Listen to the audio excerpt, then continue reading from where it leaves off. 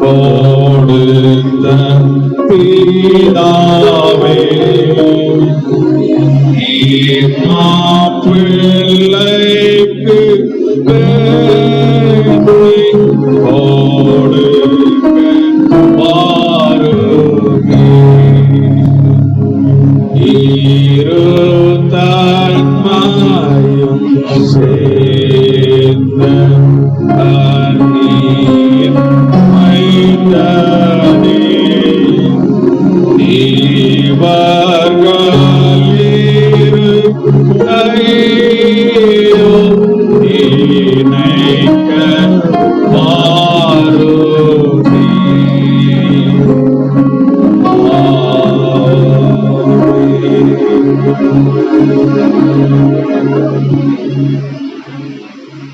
அமைதியாய் உட்கார்வோம். மாப்பிள்ளை பெண்ணை தவிர மற்றவர்கள் உட்காரும்படி அன்பாய் கேட்டுக்கொள்வோம்.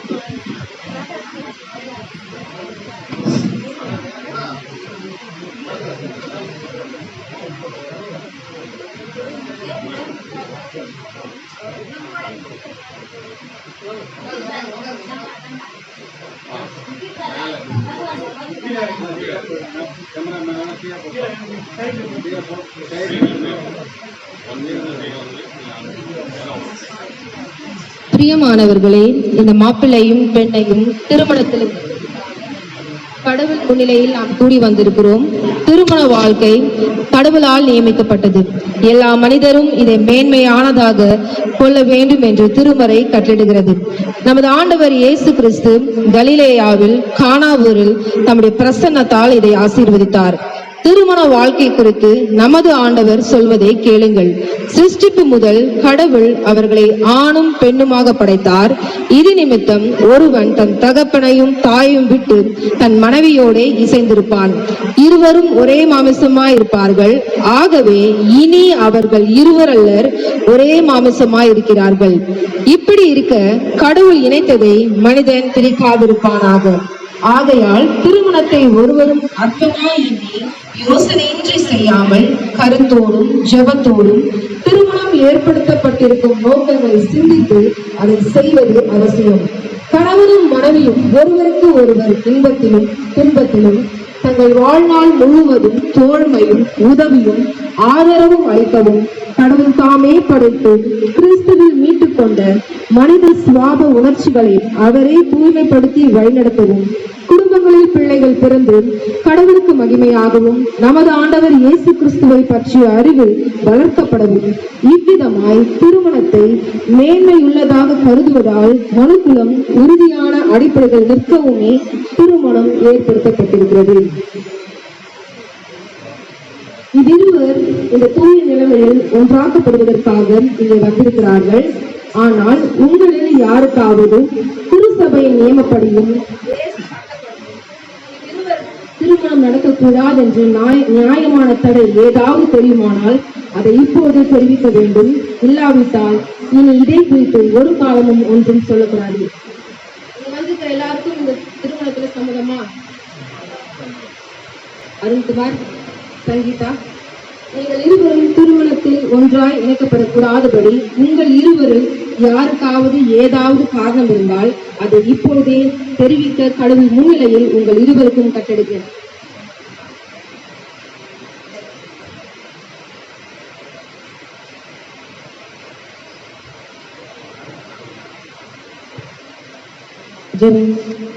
சர்வ வல்லமையும் மிகுந்த இருக்கும் பிதாவே, உங்களுடைய உதவியன்றி நாங்கள் யாதொன்றையும் தகுந்த முறையில் செய்ய திராணியற்றவர்கள்.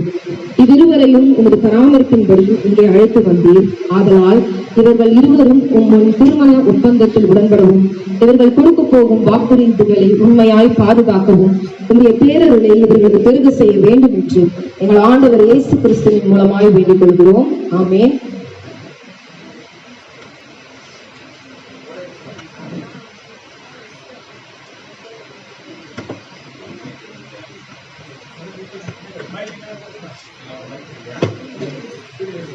அருண்குமார், நீர் சங்கீதாவை உன் மனைவியாக ஏற்றுக்கொண்டு அவரை மாத்திரம் பற்றிக் கொள்வீரா?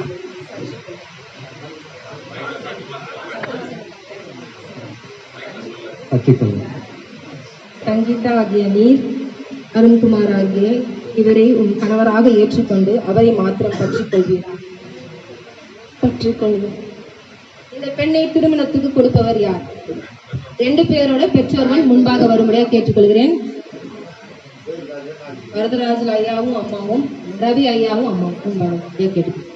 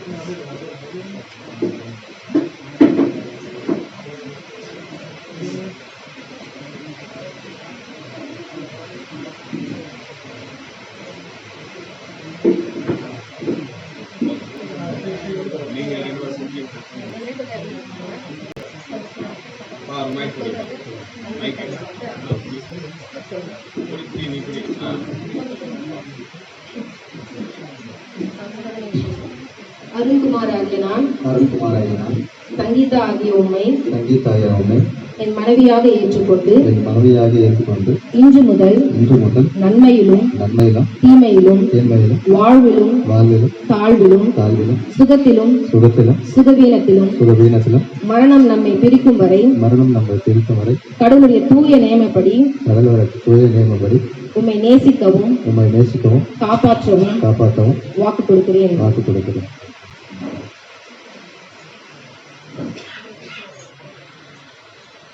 சங்கீதா ஆகிய நான் அருண்குமார் ஆகிய உம்மை என் கணவராக ஏற்றுக்கொண்டு இன்று முதல் நன்மையிலும் தீமையிலும் வாழ்விலும் தாழ்விலும் சுகத்திலும் சுகவீனத்திலும் மரணம் நம்மை பிரிக்கும் வரை கடவுளுடைய தூய நியமப்படி உம்மை நேசிக்கவும் காப்பாற்றவும் உமக்கு கீழ்ப்படியவும் வாக்கு கொடுக்கிறேன். வாக்குறுதியை கடவுள் கேட்டார், நாங்களும் கேட்போம். இதையெல்லாம் நாம திருமணத்திற்காக அனைவரும் ஜெபத்தில் இருப்போம். புத்தி கேட்டாத அன்பின் வாரி பாடலை நாம் பாடலாம்.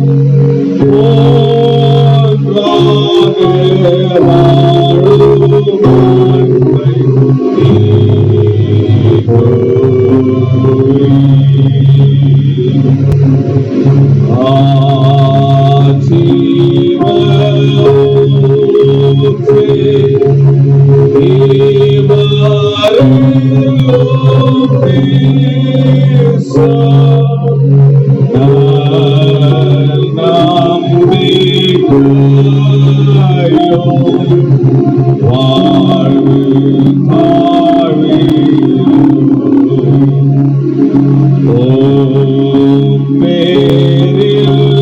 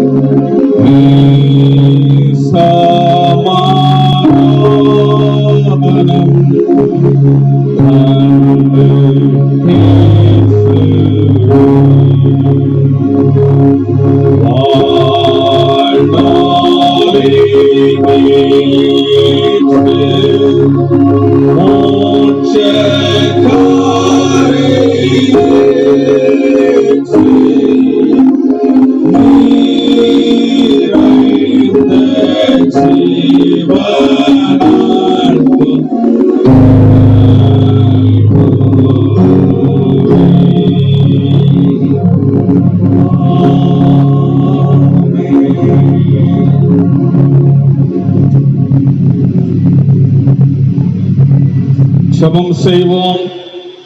இரக்கமுள்ள ஆண்டவரே, இந்த திருமாங்கல்யத்தை அளிக்க போகின்ற அருண்குமாரையும் இதை அணிந்து கொள்ள போகின்ற சங்கீதாவையும் இந்த திருமாங்கல்யத்தையும் இவர்களையும் நீர் ஆசீர்வதிக்க வேண்டுமா நாங்கள் செபிக்கின்றோம். ஒருவருக்கு ஒருவர் உண்மையாயிருக்கவும் தங்கள் ஆயுள் முழுவதும் அன்பில் நிலைத்திருக்கவும் இந்த திருமாங்கல்யத்தையும் இவர்களையும் நீரே ஆசீர்வதிக்க வேண்டும் என்று இயேசு கிறிஸ்துவின் மூலமாய் வேண்டிக் கொள்கிறோம். ஆமென்.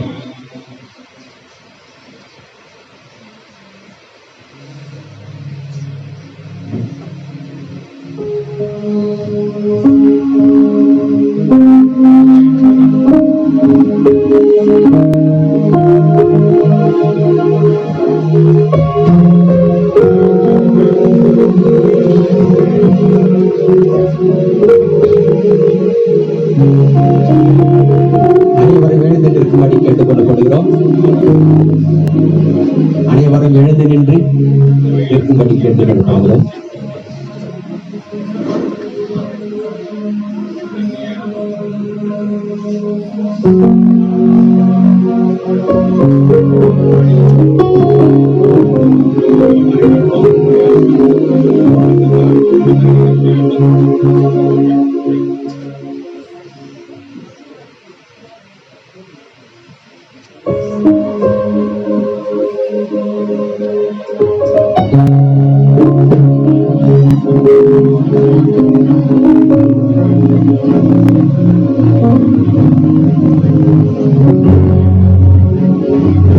மேளங்களை வாசிக்கும்படி அன்பாய் கேட்டுக்கொள்கிறேன்.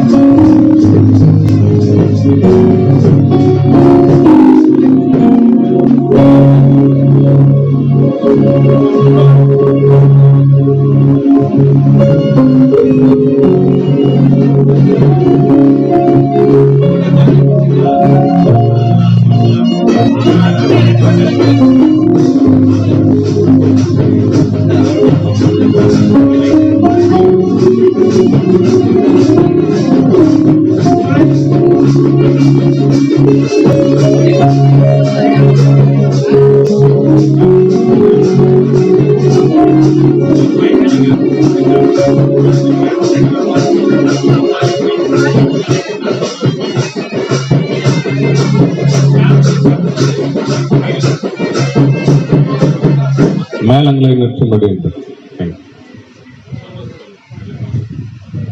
உறுதியான நம்பிக்கைக்கும் நிலையான அன்பிற்கும் அடையாளமாக இந்த திருமாங்கல்யத்தை உமக்கு அணுகிறேன். என்னுடைய சரீரத்தால் உம்மை கனப்படுத்துகிறேன். என் உலக சம்பத்து அனைத்தையும் உம்மோடு பகிர்ந்து கொள்கிறேன்.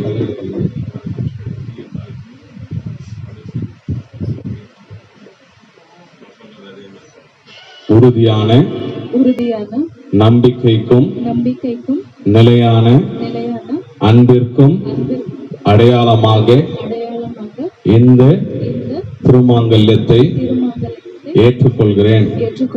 என்னுடைய சரீரத்தால் உம்மை கனப்படுத்துகிறேன். என் உலக சம்பத்து அனைத்தையும் உம்மோடு பகிர்ந்து கொள்கிறேன்.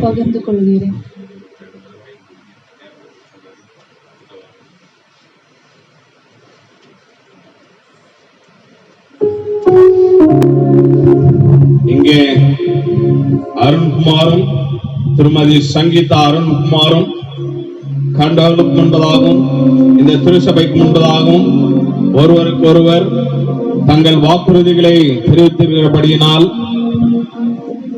இவர்கள் கடவுளுடைய நியமப்படியும் நாட்டின் சட்டப்படியும் கணவனும் மனைவியுமாய் இருக்கிறார்கள் என்று சொல்லி பிதா குமாரன் பர்சாவின் நாமத்தினாலே தெரிவிக்கிறேன்.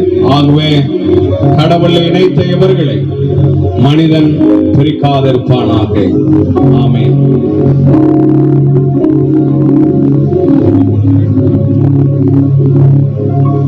சுபம் செய்வோம். மகா இரக்கமும் கிருபையும் உள்ள கடவுளே, பரலோகத்திற்கும் பூலோகத்திற்கும் முழு குடும்பத்திற்கும் நாமக்காரராய் இருக்கிற எங்கள் பிதாவே, இப்பொழுது உம்முடைய நாமத்தினாலே நாங்கள் ஆசீர்வதிக்கிற அருண்குமார் திருமதி சங்கீதா அருண்குமார் எனும் இவர்கள் மேல் உங்களது ஆசீர்வாதத்தை அனுப்பியருளும். இவர்கள் உண்மையாய் இசைந்து வாழ்ந்து தங்களுக்குள் செய்து கொண்ட உடன்படிக்கையும் வாக்குறுதியும் திட்டமாய் பாதுகாத்து அதன் நியமங்கள் படி நடக்க அருள் புரிவீராக. எங்கள் ஆண்டவர் இயேசு கிறிஸ்துவின் மூலமாய் இவர்களை வேண்டிக் கொள்கிறோம்.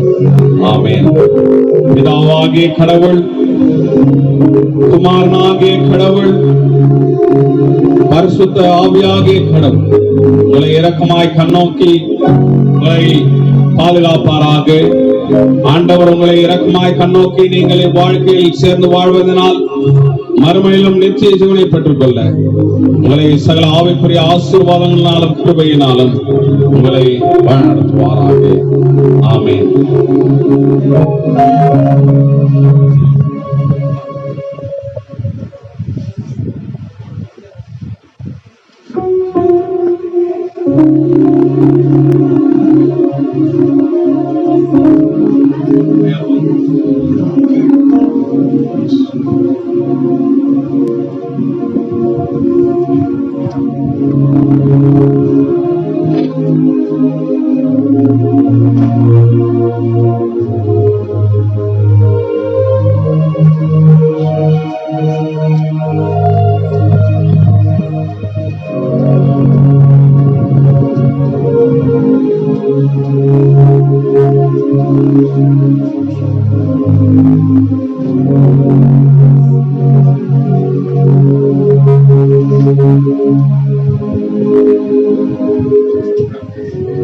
அமைதியாக நம் அனைவரும் உட்கார்வோம்.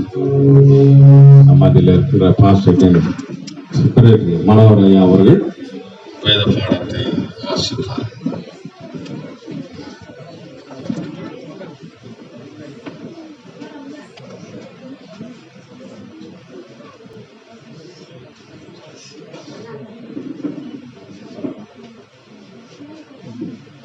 యోహాను సువార్త 2వ అధ్యాయము వచనములు 1 నుంచి 11 వరకు.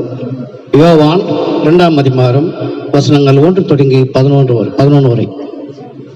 3వ దినమున గలిలయలోని కానా అనే ఊరిలో ఒక వివాహం జరిగినో, యేసు తల్లి అక్కడ ఉండెనో.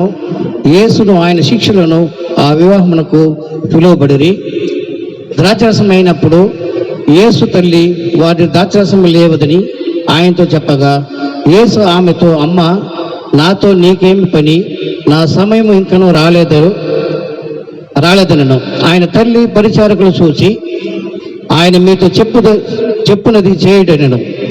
ఈదులు శుద్ధీకర ప్రకారము 2-3 తూములున్నట్టు 6 రాతి బాణలు అక్కడ ఉంచబడి ఉండెను.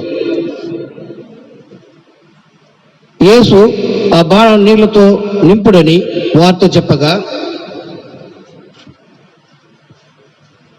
వారు వాటిని అంచెల మట్టుకు నింపిరి.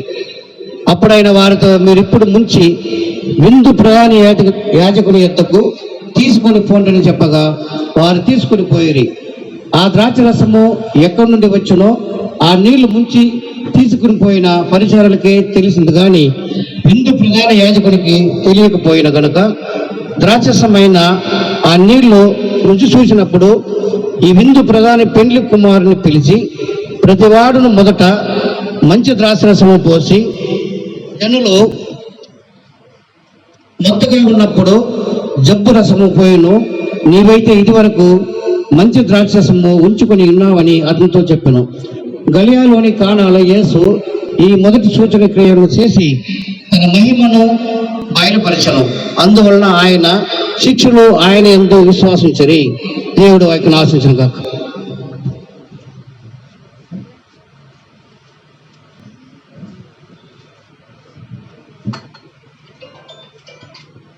அன்பார்ந்தவர்களே, யாவரையும் இந்த காலை வேளையில வாழ்த்துகின்றேன். விசேஷத்துல திருமணத்துல இணைக்கப்பட்டிருக்கின்ற அருண்குமார், திருமதி சங்கீதா அருண்குமார், உங்களை விசேஷ விதத்தில் வாழ்த்துகின்றேன். மற்றுமாய் என் மேடையில அமர்ந்திருக்கின்ற என்னோடு இணைந்து பணியாற்றுகின்ற பாலின் ஆயிரம்மா அவர்களை வாழ்த்துகின்றேன். பாஸ்டரின் செக்ரட்டரி மனோகர் ஐயா அவர்களை வாழ்த்துகின்றேன். இந்த திருச்சபையின் உபதேசியார் பால்ராஜ் ஐயா அவர்களை வாழ்த்துகின்றேன். திருச்சபையின் பிசி மற்றும் உபதேசியார் ஹென்றி தாமஸ் ஐயா அவர்களை வாழ்த்துகின்றேன். அதில் விசேஷத்துல மாப்பிள்ளை பெண்ணை ஆசீர்வதிக்கும்படியாக பெங்களூர்ல இருந்து வந்திருக்கின்ற திரு pastor John Sunil, call Jesus ministry வந்திருக்கின்ற பாஸ்டர் அவர்களை வாழ்த்துகின்றேன். அனுப்பள்ளி குருசேகரத்துல கீழ்மாப்பாச்சியில உபதேசியாரா இருக்கின்ற அருமை ஐயா அவர்களை வாழ்த்துகின்றேன். அதே விதத்துல நம்முடைய நியூச்சினம்பள்ளி பாஸ்டரின் உபதேசியார் மகி ஐயா அவர்களை வாழ்த்துகின்றேன். எல்லாவற்றிலும் அனுப்பள்ளி பாஸ்டர்ல அதை தோற்றுவிப்பதற்கும் அநேக அலுவல்கள் செய்து உபதேசியராக ட்ரெஷரர் மற்ற அநேக பணிகளில் இருந்து ஓய்வு பெற்றிருக்கிற கருணாகரன் ஐயா அவர்களை கூட நான் நேரத்தில் வாழ்த்துகின்றேன். இந்த சபையின் சாவமணியக்காரர் அன்பு ஐயா அவர்களை வாழ்த்துகின்றேன். மற்றும் பஜனை தலைவர் இன்னுமாய் ஓர் பெரியவர்கள், நாட்டாமை, ஓல் பிள்ளை, உங்களை யாவரையும் வாழ்த்துகின்றேன். திருமணத்திற்கு வந்திருக்கின்ற பெரியவர்கள், தாய்மார்கள், குழந்தைகள், வாலிபர்கள், உங்கள் யாவரையும் கூட இந்த நேரத்தில் வாழ்த்துகின்றேன். தோழி, மாப்பிள்ளை, பொண்ணு அவர்களும் புது தம்பதியினர், அவர்களை கூட வாழ்த்துகின்றேன். கர்த்தர் இந்த நாளை அருண்குமார் மற்றும் சங்கீதாவுக்கு கொடுத்திருக்கின்றார். அருணுக்கு மிக சந்தோஷம். அந்த சந்தோஷம் தாங்காம என்ன பண்ணிட்டாரு, மொத்தம் கொடுத்து ஏதோ 2 வார்த்தை கூட சொன்னார். என்ன சொன்னான்னு தெரியல. ஆனாலும் நீங்கள் இன்றைக்கு இந்த ஆலயத்துல கடவுளுக்கு முன்பதாக ஒரு வாக்குறுதியை கொடுத்திருக்கின்றீர்கள் இல்லையா? மேரேஜ் இஸ் அன் இன்ஸ்டிடியூஷன் என்று சொல்லி நாம் பார்க்கின்றோம். ஏன் இதை ஆலயத்துல வைக்கின்றோம், ஏன் இது பரிசுத்தமானது என்று சொல்லுகின்றோம் என்று சொன்னால், ஆண்டவரே இதை முதலாவது செய்து வைத்தார் என்று சொல்லி நாம் பார்க்கின்றோம். மனிதன், தயவு செய்து கொஞ்சம் அமைதியா இருந்தீர்கள் என்று சொன்னால் நல்லா இருக்கும். மனிதன் தனிமையாய் இருப்பது நல்லதல்ல, ஏற்ற துணையை உண்டாக்குவேன் என்று சொல்லி ஆதாமுக்கு ஏற்ற துணை ஏவாள் என்று சொல்லி அது ஆதாமிடத்துல கொடுத்து நீரே பெயர் வையும் என்று சொல்கின்ற போது ஏவாள் என்று சொல்லி பெயர் வைக்கின்றான். என் சதையின் சதையிலும் என் எலும்பின் எலும்புமாய் இருக்கின்றாள் என்று சொல்லி. அப்போ ஒரே சரீரமாக இருக்கின்றார்கள் என்பதை அங்கே ஆண்டவரும் அங்கே சொல்கின்றதை பார்க்கின்றோம். ஆதாமும் அங்கே அதை சொல்லி ஏற்றுக்கொள்கின்றதை நாம் பார்க்கின்றோம். அப்போ இன்றையிலிருந்து அருண்குமார் மற்றும் சங்கீதா வேற வேற இல்லை, நீங்க 2 பேரும் ஒன்றாய் இருக்கின்றீர்கள் என்று சொல்லி பார்க்கின்றோம். அது மாத்திரமல்ல, இந்த திருமணம் ஆண்டவர் ஏன் செய்து வைக்கின்றார் என்று சொன்னால், மனிதன் தனிமையா இருக்கவே முடியாது. எந்த ஒரு மனிதனா இருந்தாலும் சரி, அந்த மனிதன் தனியாக இருக்க முடியாது. யாருன்னா வேணும், ஒரு ஃப்ரெண்டு வேணும், இல்லைன்னா கூட பேசுறதுக்கு யாருன்னா வேணும். நீங்க ஒரு ரூம்ல ஒருத்தர் மட்டும் தனியா வாழ்ந்துட முடியுமான்னு பாருங்க, சொல்லுவாங்க. ஆனால் என்ன பண்ண முடியாது, அதை நடைமுறையில செயல்படுத்த முடியாது. ஆகவேதான் ஆண்டவரே இதை நினைத்து அப்படி ஒரு துணையை உண்டாக்கினார் என்று சொல்லி நாம் பார்க்கின்றோம். அப்போ இதுல 3 விதமான அன்பு இருக்கின்றதை பார்க்கின்றோம். ஒன்று அகாப்பே, ஃபீலியோஸ், ஈரோஸ் என்று சொல்லி பார்க்கின்றோம். அகாப்பே என்று சொல்கின்ற போது அது கடவுளிடத்துல காட்டுகின்ற அன்பாக இருக்கின்றது. ஃபீலியோஸ் என்று சொல்கின்ற போது நண்பரிடத்துல காட்டுகின்ற அன்பாக, அந்த நேசமாக இருக்கின்றது. ஈரோ என்று சொல்லும் போது அது கணவன் மனைவிக்குள்ள இருக்கின்ற அந்த ஒற்றுமையை, அந்த அன்பை வெளிப்படுத்துகின்றதாக இருக்கின்றது. கடவுள் அன்பாகவே இருக்கின்றார் என்று சொல்லியும் நாம் பார்க்கின்றோம். அதனால்தான் நீங்க என்ன பண்ணுங்க, எல்லா மக்களுக்கும் சொல்லும் போது நீங்கள் ஒருவரிடத்தில் ஒருவர் அன்பாயிருங்கள் என்று சொல்லியும் ஆண்டவர் கட்டளை கொடுத்திருக்கின்றார். மொத்தம் கொடுத்தது மாத்திரம் அன்பு இல்லை, புரியுதா?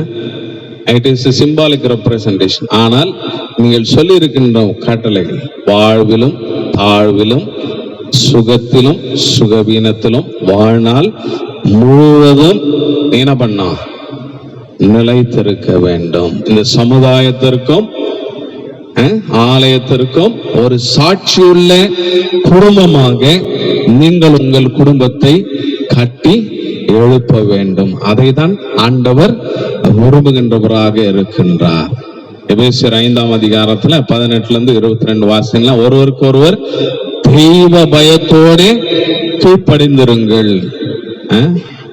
உம்மை நேசிக்கவும் காப்பாற்றவும் உமக்கு கீழ்ப்படியவும் ஒரு வார்த்தை சொல்லியிருப்பாங்க. இவங்க சொல்லியிருப்பாங்க, மாப்பிள்ளை சொல்லியிருக்க மாட்டாரு. ஏன் மாப்பிள்ளை சொல்ல அப்படின்னா, மாப்பிள்ளை எப்படி இருக்கணுமா, இயேசு கிறிஸ்துவை போல இருக்க வேண்டும் என்று சொல்லி எபேசியர்ல நீங்க 22 வாசித்து பார்த்தீங்கன்னா தெரியும்.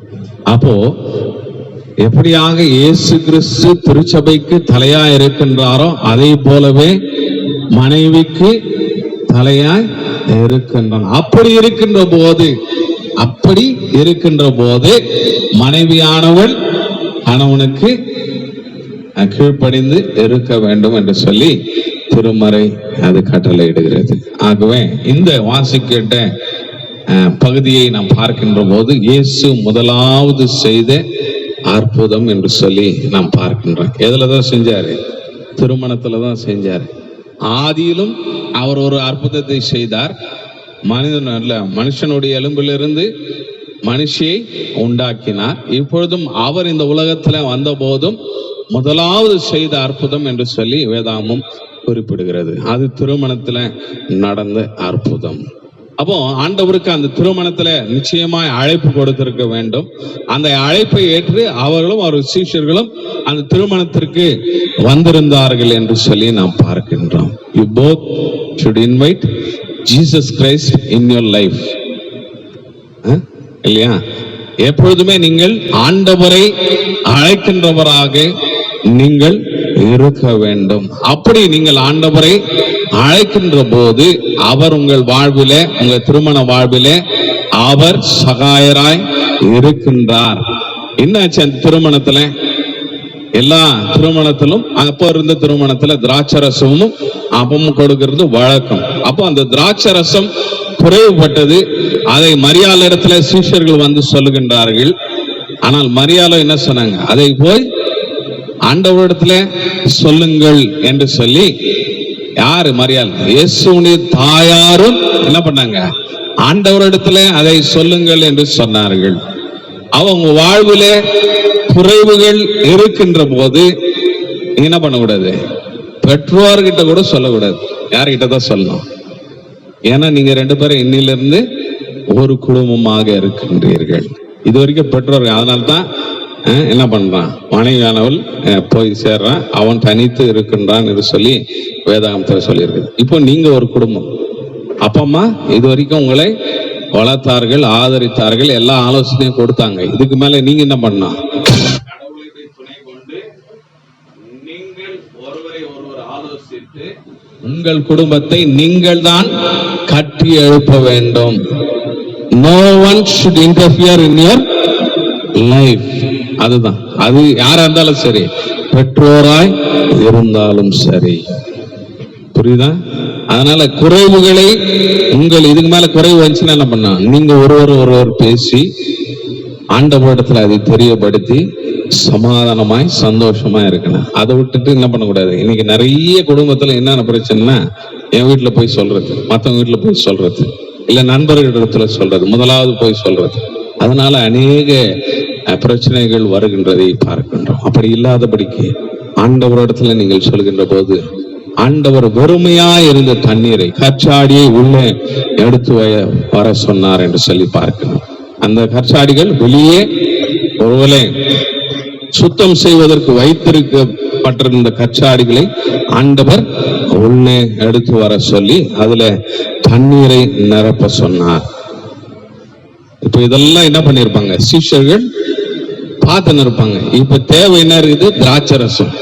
ஆனா அவர்கள் ஒரு வார்த்தையும் எதிர்த்து சொன்ன மாதிரி அங்கே வேதாங்கமத்துல சொல்லப்படவில்லை. என்ன ஆண்டவரே, திராட்சை ரசம் தேவை, நீ வெறும் தண்ணீரை நிரப்ப சொல்லி கொண்டு இருக்கின்றீரே என்று சொல்லவில்லை. அவர் என்ன சொன்னாரோ அதை மாத்திரமே அவர்கள் என்ன பண்ணாங்க? கீழ்ப்படிந்து செய்தார்கள். அப்படி செய்த போது அதை மொண்டு பரிமாறுங்கள் என்றும் ஆண்டவர் அங்கே சொல்லுகின்றதை பார்க்கின்றோம். அப்ப கூட ஒண்ணும் யாரும் சொன்ன மாதிரி அங்க வேதாங்கமத்துல இல்லை. அப்ப மொண்டு பரிமாறின போதோ அந்த தண்ணீர் திராட்சரசமாக மாறினது என்று சொல்லி நாம் பார்க்கின்றோம். அப்போ நீங்கள் ஆண்டவருடைய வார்த்தையின்படி நடக்கின்ற போது, அதான் 128ஆம் சங்கீதத்துல நாம் பார்க்கின்றோம். கர்த்தருக்கு பயந்து வழியில் நடக்கிறவன் எவனோ அவன் பாக்கியவான். உன் கைகளின் பிரயாசத்தை நீ சாப்பிடுவாய், உனக்கு பாக்கியமும் நன்மையும் உண்டாயிருக்கும். உன் மனைவி உன் வீட்டோரங்களில் கனிதரும் திராட்சை கொடியை போல் இருப்பால், உன் பிள்ளைகள் ஒலிமர் கன்றுகளை போல இருப்பார்கள் என்று சொல்லி இந்த ஆசீர்வாதங்களை எல்லாம் அங்கே சொல்லப்பட்டிருக்க காரணம் என்னன்னா, கர்த்தருக்கு பயந்து. கர்த்தருக்கு பயந்து என்று சொல்கின்ற போது அவருடைய கற்பனை கை கொள்வதே கர்த்தருக்கு பயப்படுகின்ற பயம் என்று சொல்லி வேதாங்கமம் சொல்லுகிறது. ஆகவே நீங்கள் கர்த்தருக்கு பயந்து நடக்கின்ற போது, அவர் வார்த்தைகளின்படி நீங்கள் செய்கின்ற போது, ஆண்டவர் உங்கள் குறைவுகளை நிறைவாக்குவது மாத்திரமல்ல, அந்த வெறுமையாக இருந்த தண்ணீரை சுவையான திராட்சரசமாய் ஆண்டவர் மாற்றினார். வந்தவர்கள் எல்லாரும் சொன்ன காரியம் என்ன? முதலாவது நல்லதை கொடுத்து விட்டு பின்பதாக ருசி குறைந்த திராட்சரசத்தை கொடுப்பார்கள். ஆனால் நீயோ நல்லதை கடைசி வரைக்கும் வைத்திருந்தாயே என்று சொல்லி அவர்கள் ஆசீர்வதித்து சென்றார்கள் என்று சொல்லி நாம் பார்க்கின்றோம். அதனால அப்படிப்பட்ட வாழ்வாக இருக்க வேண்டும். ஏதோ 1 வருஷம் 2 வருஷம் வரைக்கும் சந்தோஷமா இருந்துட்டு அப்புறம் ஒரு 4 வருஷம் கழிச்சு கேட்ட பிறகு எங்க ஏதோ அப்போ கல்யாணம் பண்ணிட்டேன் அப்படின்ற சொல்ற பேச்சு 2 பேருக்கும் இருக்கக்கூடாது. எப்படி இன்றைக்கு நீங்கள் இருக்கின்றீர்களோ உங்கள் முடிவு பரியந்தமும் நீங்கள் அப்படியாகவே இருக்க ஆண்டவர் உங்கள்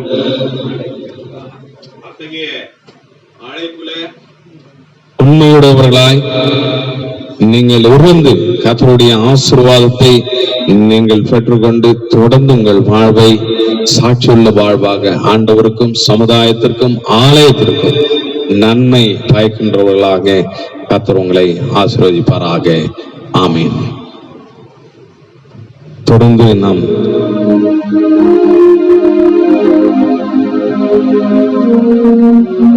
நம்ம அதில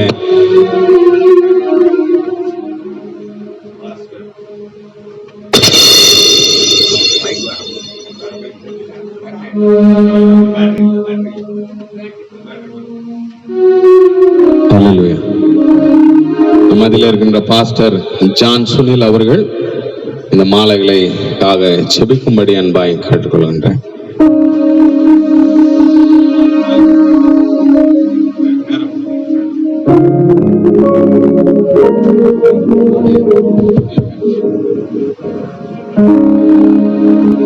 Greet you all in the precious name of Lord and Savior Jesus Christ, and I would like to congratulate both Arun Kumar and Sangeeta Arun Kumar. Let's pray. Father in heaven, Lord, we thank you for this beautiful day that you have given. This is the day that the Lord has made. As they are exchanging their garlands, O God, bowing to each other, help them, O God, in their life for Jesus to bow to you and make you as the master, the head of the family. And Lord, as we heard the word of God, you the Lord will take care of all the lacks that we have and fulfill our desires and lead us throughout, O God. As the Bible says, the Lord is my shepherd. Yes, Lord Jesus, you be the shepherd throughout their life. As they are stepping into a new walk of life, your presence be with them and bless them, O God.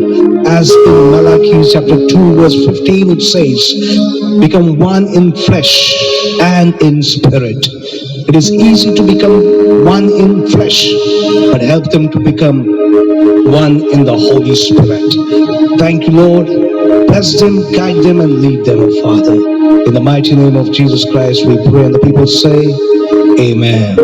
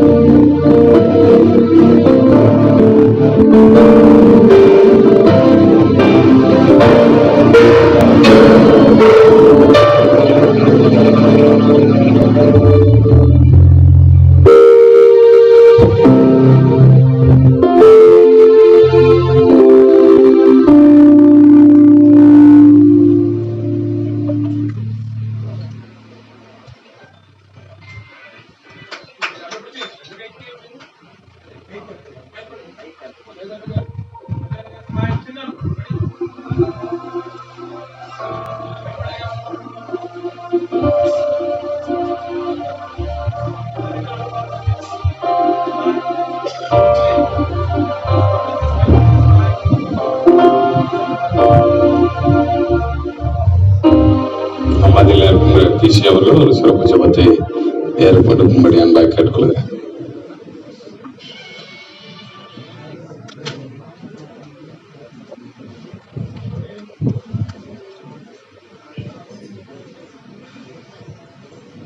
ஜெபிக்கலாம். நல்ல ஆண்டவரை துதிக்கிறோம், ஸ்தோத்திரிக்கிறோம், நாமத்தை மகிமைப்படுத்துகிறோம். இப்படியாக ஆண்டவரை இந்த நாளை நீ தெரிந்து கொண்ட கிருபைக்காக நன்றி. இந்த நாளிலே மகன் அருணாவும் மகள் சங்கீதாவும் நீ தெரிந்து கொண்டு மனிதன் தனிமாயிருப்பது நல்லதில்லை என்று சொல்லி ஏற்ற காலத்துக்கு ஏற்ற துணையை நீ ஏற்படுத்தி ஒருவர் ஆண்டவரை நீ இணைக்க செய்து இந்த நாளில் இந்த திருமண வாழ்வை நீ கூட்டிக் கொடுத்த கிருபைக்காக நன்றியிலே இருக்கிற தோப்பன இவ்வளவு நேரம் ஆண்டவரை சபையோரும் ஊழியர்களும் ஆயர்மார்களும் இந்த வெளியில வந்திருக்கிற யாவரும் கூட ஆண்டவரே மகிழ்ச்சியோடு ஆண்டவரை அவர்களை ஆசீர்வதிக்க இந்த திருமண நாளில் கலந்து கொண்ட யாவரையும் கூட இயேசுவின் நாமத்திலே உங்களை வாழ்த்துகிறேன், வரவேற்கிறேன். இப்படியாக ஆண்டவரே, ஒருவருக்கொருவர் ஆண்டவரே, இந்த திருமணத்தை நடக்க நீ உதவி செய்து நடத்தின போதகர் மார்க்களை நீ ஆசீர்வதித்து சொன்ன ஒவ்வொரு சத்தியமான வார்த்தைகள் ஆண்டவரே வாழ்வுக்காக அதை தெரிந்து கொண்டு அது போல நடக்க வாழ தேவன் உதவி செய்திருக்கிறேன். அதுக்காக நன்றி தகப்பனே. அப்படியாக ஆண்டவரை சொன்ன வார்த்தையின்படி 128 சங்கீதம் 1 சொல்கிறது போல கர்த்தருக்கு பயந்து அவர் வழியில யாரெல்லாம் நடக்கிறார்களோ அவர் பாக்கியவாதிகள் என்று சொன்ன வார்த்தை அது ஆண்டவரே இந்த இரு தம்பதிகளும் அது நினைவு கூர்ந்த ஆண்டவரே.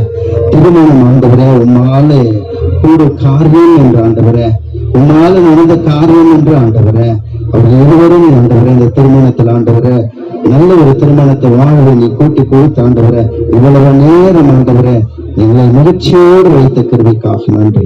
வாழ்நாள் முழுவதும் ஆண்டவரே இருவரும் தகப்பன உங்களுடைய பக்தியிலும் விசுவாசத்திலும் நம்பிக்கையிலும் ஆண்டவரை உறுதியா பற்றுறுதியா நடக்க இந்த திருசபைக்கு ஒரு தூண்களாக்க ஒரு வெளிச்சமாக்க கிராமத்துக்கு ஒரு வெளிச்சமாக்க ஆண்டவரை சமுதாயத்துக்கு ஆண்டவரை குருசேகரத்துக்கு ஒரு வெளிச்சமாக்க விசுவாசத்துல வாழ ஒருவருக்கு ஒருவர் ஆண்டவரை அன்புல நிலைக்கூற என் தேவன் உதவி செய்யுங்க.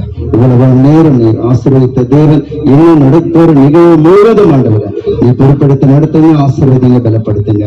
இயேசுவை கேட்கிற ஜீவனுள்ள நல்ல பிதாவே, ஆமென்.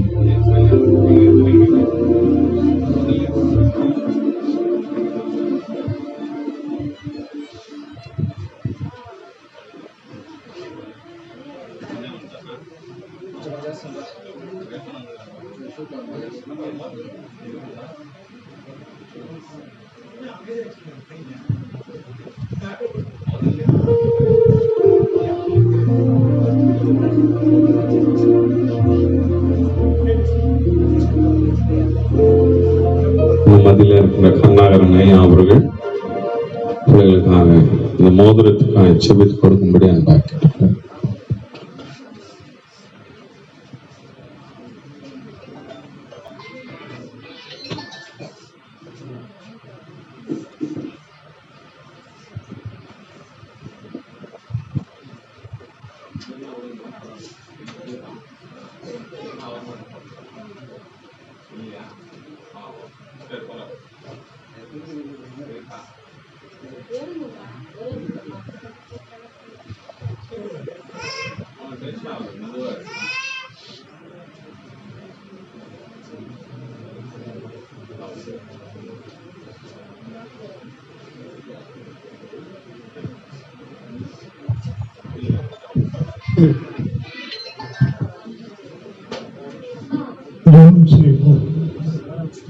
அதிகமாக நேசிக்கிற அன்பின் பரலோக தகப்பனே, இந்த மகிழ்ச்சியான நாளிலே சுவாமி திருமணத்தில் இணைந்த இரு பிள்ளைகளை நீர் ஆசீர்வதிக்க வேண்டுமா ஜெபிக்கிறோம். இந்த வேளையில கர்த்தாவே இவர்கள் அணிய போகிற இந்த பொன் மாந்திரத்தை நீர் ஆசீர்வதித்து வாழ்நாள் பூராவும் மகிழ்ச்சியோடு சந்தோஷத்தோடு வாழ நீர் அனுக்கிரகம் செய்து வேண்டுமா எங்கள் ஆண்டவர் இயேசுவின் ஜெபம் கேளும் பிதாவே, ஆமென்.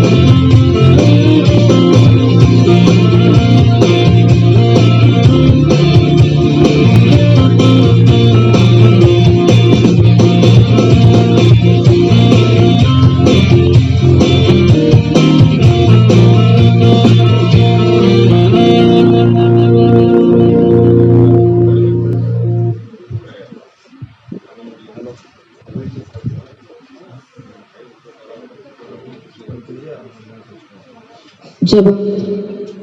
சர்வவல்லவரே, நித்திய பிதாவே, திருமணமாகிய நியமத்தை மனு குடும்பத்திற்கு கொடுத்து உம்முடைய ஆசீர்வாதங்களால் அதை தூய்மைப்படுத்துகிறவரே, கணவனும் மனைவியுமாய் இப்போது சேர்த்திணைக்கப்பட்டிருக்கிறோம் உமது அடியார்களான அருண்குமாரையும் சங்கீதா அருண்குமாரையும் ஆசீர்வதியும். ஒருவர் பாரத்தை ஒருவர் சுமந்து, ஒருவர் மகிழ்ச்சியை ஒருவர் பகிர்ந்து, தங்கள் வீட்டின் கடமைகளை சேர்ந்து நிறைவேற்றி அன்பிலும் உம்முடைய வார்த்தைகளை கீழ்ப்படுவதிலும் இவர்கள் எப்போதும் ஒருவருக்கு ஒருவர் உண்மையுள்ளவர்களாய் இருக்க இவர்